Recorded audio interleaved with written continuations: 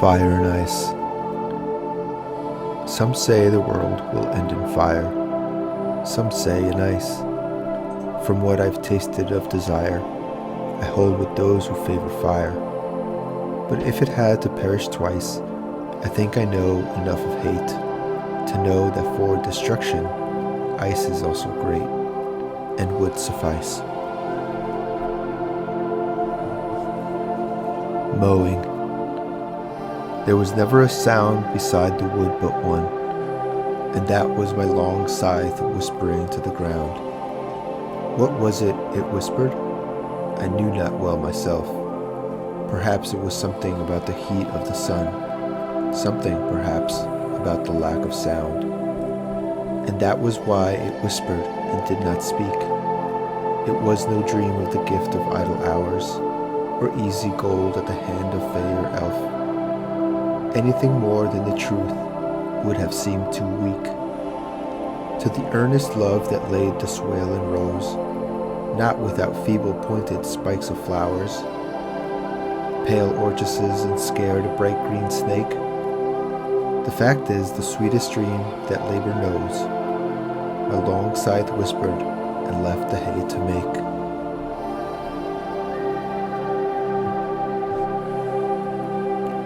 Desert places, snow falling and night falling fast, oh fast. In a field I looked into going past, and the ground almost covered smooth in snow, but a few weeds and stubble showing last. The woods around it have it is theirs. All animals are smothered in their lairs. I am too absent-spirited to count. The loneliness includes me unawares. And lonely as it is, that loneliness will be more lonely ere it will be less. A blanker whiteness of benighted snow, with no expression, nothing to express. They cannot scare me with their empty spaces, between stars, on stars where no human race is. I have it in me, so much nearer home, to scare myself with my own desert places. Christmas trees.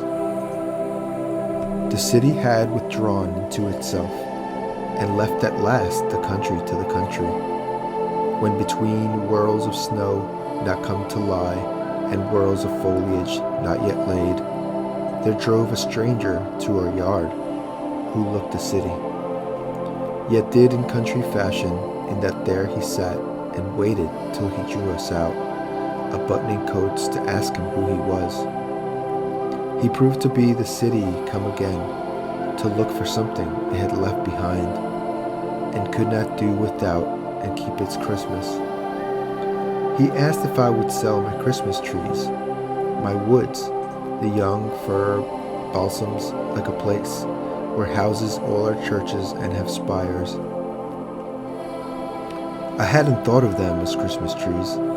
I doubt if I was tempted for a moment to sell them off their feet to go in cars and leave the slope behind the house all bare, where the sun shines now no warmer than the moon. I'd hate to have them know it if I was, yet more I'd hate to hold my trees except as others hold theirs, or refuse for them, beyond the time of profitable growth, the trial by market everything must come to.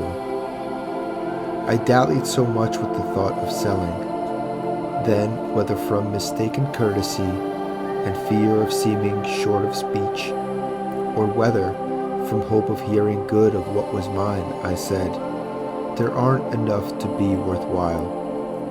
I could soon tell how many they would cut. You let me look them over.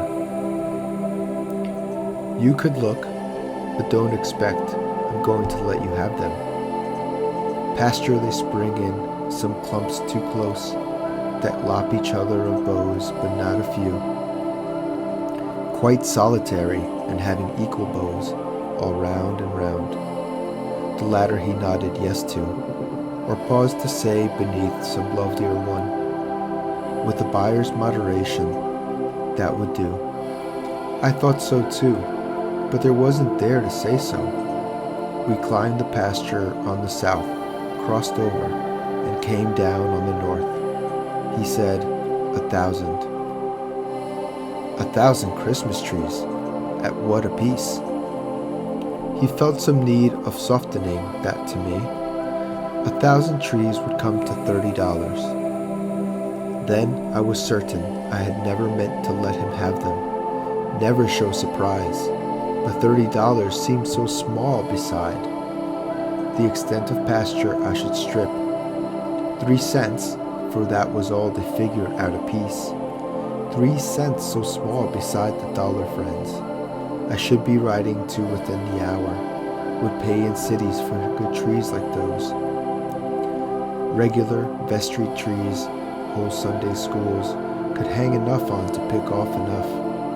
1,000 Christmas trees I didn't know I had, worth 3 cents more to give away than sell, as may be shown by a simple calculation. Too bad I couldn't lay one in a letter. I can't help wishing I could send you one, and wishing you herewith a Merry Christmas. The road not taken. 2 roads diverged in a yellow wood, and sorry I could not travel both, and be one traveler, long I stood, and looked down one as far as I could, to where it bent in the undergrowth. Then took the other, just as fair, and having perhaps the better claim, because it was grassy and wanted wear. Though as for that, the passing there had warned them really about the same. And both that morning equally lay in leaves no step had trodden black. Oh, I kept the first for another day. Yet knowing how way leads on to way, I doubted if I should ever come back. I shall be telling this with a sigh, somewhere ages and ages hence. 2 roads diverged in a wood, and I took the one less traveled by, and that has made all the difference.